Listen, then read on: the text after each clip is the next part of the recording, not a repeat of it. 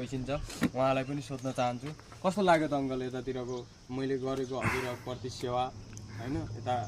हैन वातावरण अनि यो कालिजको अलिकति खुलासा गरिदिनु पर्यो धन्यवाद भतिज लोकेशलाई धेरै खुसी लाग्यो अब बाजुरामा जन्मेर काठमाडौँमा एउटा कालिज व्यवसाय गरेर आफ्नो प्रगतिसँगै अब दाजुभाइ हैन इष्टमित्र सबैलाई बोलाएर एउटा कालिजको मिठो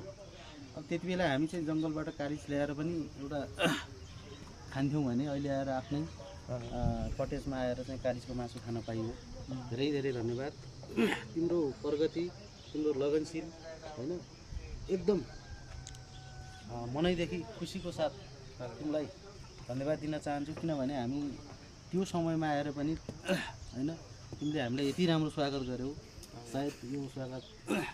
कसैले पनि अब गर्न सक्ने थिएन होला किनकि रातिको अवस्थामा हामी आइरहेको थियो हैन त्यो अवस्थामा तिमीले गर्यौ धन्यवाद यसै गरी ल फेरि पनि हामी कुनै दिन आउँछौँ